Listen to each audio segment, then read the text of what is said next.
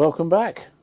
Welcome, Peter, to yet another of these Lenten discussions and thoughts for the day. I might even sort of butt in and give you little quiz questions in the middle of all this, or not so much quiz questions, but see what you think. I want to say, I don't know what you think about this, that life on Earth is a test. It's a bit of a test of your character and your faith and your obedience, your love, your integrity, your loyalty to people. I don't know whether you think it's a test, but I'm going to try and unpack why it might be. I wonder if you got any idea how many times you think trials and temptations and refining processes and testing occur in the Bible. Oh, that's a silly I know, question, no, isn't it? I get what you're trying to say. It depends on your worldview. If you think that we're on this earth as a, epilogue, or the thing that goes before eternity, then you think the test is everything we do, and then the judgment is from God as we go along. So basically, every day, everything you do can be tested. This guy, folks, is a genius. I've got some notes down here, and the talk that I'm going to put for the second part of this says that some of these points in almost the same way. So you have endorsed what I'm trying to say here, Peter. Yeah, yeah. I butted in. Did you That's have it. something to add to that? Well, that's the thing. I'm unsure. As much as I say things, I'm unsure about my worldview. So, I don't know whether my life is a test, but I think with the Bible and God and eternity and there being judgment from God, I think in that regard there is a test. But what is a test to someone, for me, well, there's no test because maybe God doesn't exist. So it does depend on what you think and your Okay. values. Yep. I'm sure you're right about that. So, Let me carry yeah, on yeah, though for a yeah. minute. I see where you're going there. The Bible actually mentions more than 200 occasions when trials and tests come about. To give you a few, Abraham was really tested with respect to Isaac and the call to sacrifice him before God pulled him out of that one. Jacob was tested by having to wait before he could get his wife Rachel and having to work a lot longer. Adam and Eve were tested and didn't do very well.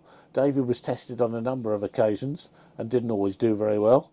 So, we could. Well, I'm not going to go through them all now, but there were some positives as well. Some people were tested and they came out of it really well, like Joseph and Ruth and Esther and Daniel. So there's some good and bads to look at in the Bible. We're not going to do each of those today by any means, but God watches how we respond to all sorts of situations in life, which is where you started to go with your response a minute ago. He watches how we respond to people and problems, to success maybe. Well, how do we respond to it? Do we get big-headed or think we've done brilliantly? How do we respond to conflict or illness or disappointment or even the weather? I mean, I can get really despondent when it's been raining for 3 months like it has recently. Yeah. Or even how we respond to being good-mannered and maybe opening a door for somebody, or whether we pick up litter off the road or we're the one that throws it down. And so there's constantly, you said just about everything is important in all this, and I think there is something in that. Anything else you want to add to that? I'm going to stop there. We might take on too much in one day here, but For me personally, I don't think you should treat doing good things as a test. You should do the good things because they're good. So you open a door for someone because it helps them go through the door, not because you've gained something from it. yeah. I mean, I think in a way, I'm not suggesting actually we should keep thinking, oh, I'm being tested now, I'm being tested now. Yeah. Almost that just saying that it is worth being mindful that at the end of the day, we're being, our Yeah. responses are being noted. One thing about God that's helped me in my life is he can see the inside of my own head, and that adds a certain level of policing and keeps you grounded. Because somebody who thinks there's no consequences for what goes on inside your head, like, you've got to be kind to people inside your own head.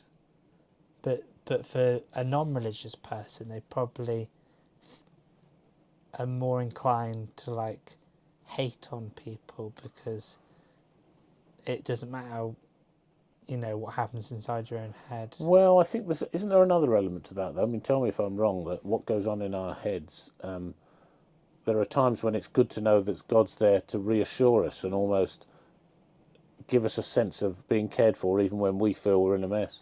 Yeah, and the other thing is you never feel alone, Yeah. which is helpful. Yeah. Because you can Okay. always... We'll stop it there, because Yeah. I think I don't know how long this one is, but that was possibly long enough. So we'll come back to it, because there's a little bit more yet. Okay. Thank you.